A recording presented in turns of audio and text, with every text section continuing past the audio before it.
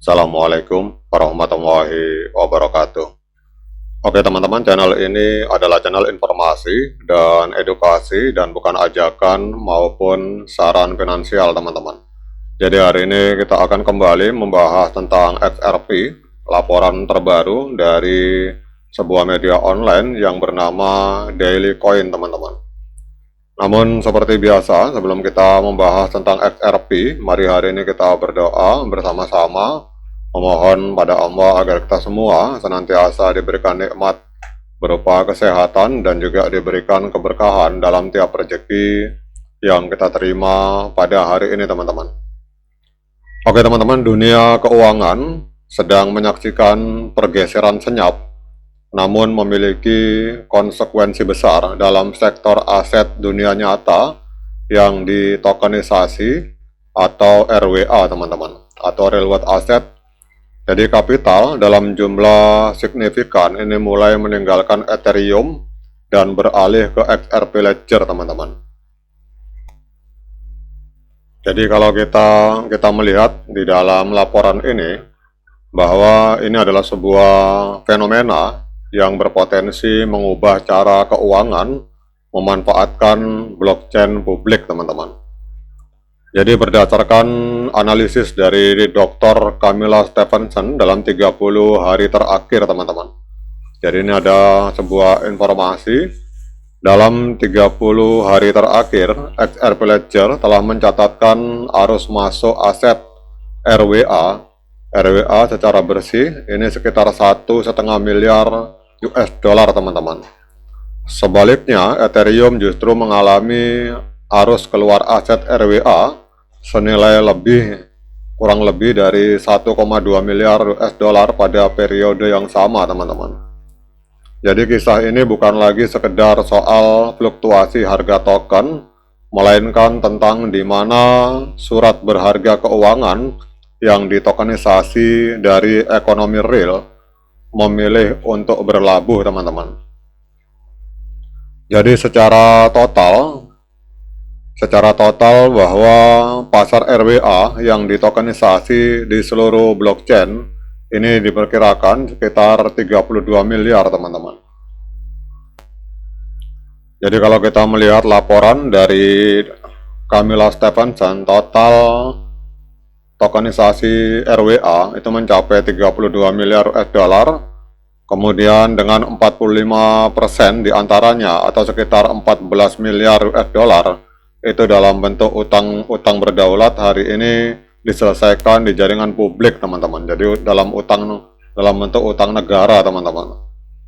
Nah pertanyaannya, mengapa Ethereum ini hari ini bukan lagi satu-satunya pilihan teman-teman.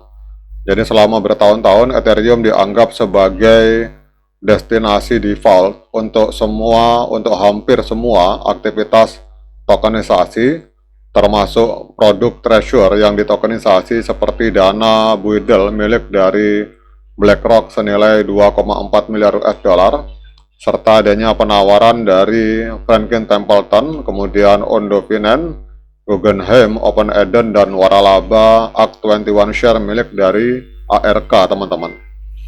Namun hari ini arus modal hari ini berbalik arah. Jadi kita lihat bahwa XRP Ledger hari ini dideskripsikan sebagai jaringan nomor 2 secara global berdasarkan total kepemilikan real world asset yang ditokenisasi dan menjadi nomor 1 dalam hal arus masuk bersih pada hari ini teman-teman.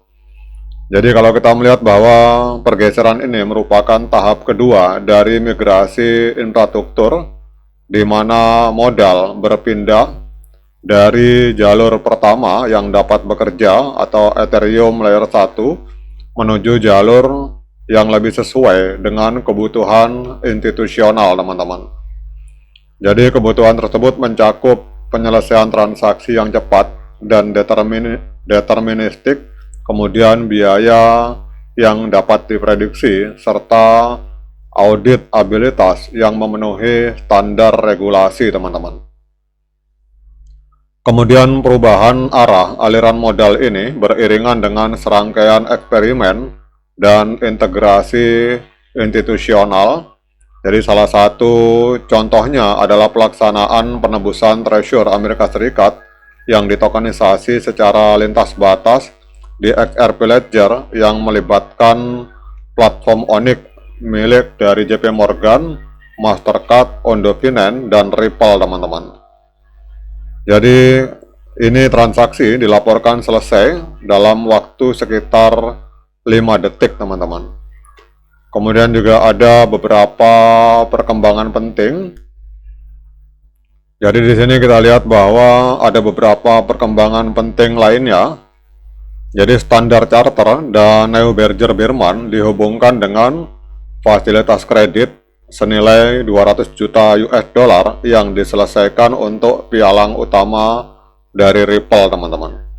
Kemudian adanya operasional piagam National Trust Bank milik dari Ripple yang membawa ARUSD ke dalam perimeter perbankan Amerika Serikat.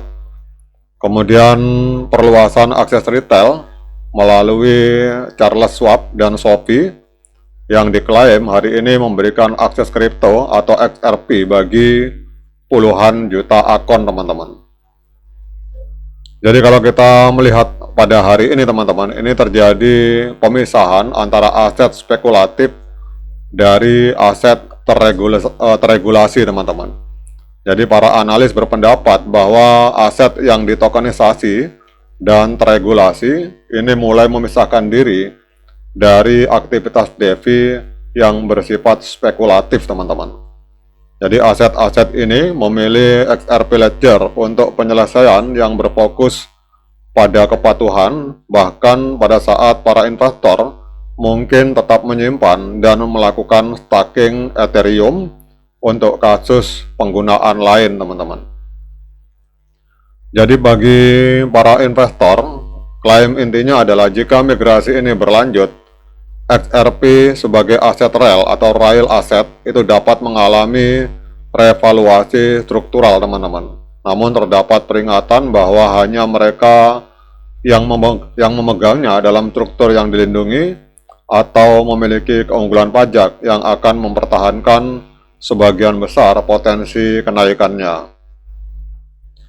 Jadi pada kesimpulannya, teman-teman, yang dapat ditarik dengan sangat jelas bahwa modal RWA tahap awal ini mulai memberikan suara mengenai preferensi jaringan. Jadi jika puluhan miliar aset yang ditokenisasi terkonsolidasi di XRP Ledger, maka gelombang tokenisasi berskala institusional berikutnya kemungkinan besar akan mengikuti jalur yang sama, teman-teman. Dan kalau ini terus terjadi, maka kita bisa berdoa bersama-sama. Ini kita berdoa bukan tanpa alasan, teman-teman. Jadi secara ekosistem sangat luar biasa. Kita optimis ke depan XRP ini akan mengalami lonjakan harga yang sangat signifikan, teman-teman. Oke, teman-teman, demikian update informasi tentang XRP Ledger. Semoga bermanfaat terutama untuk para investor dan para holder dari XRP. Sekian dari saya. Assalamualaikum warahmatullahi wabarakatuh.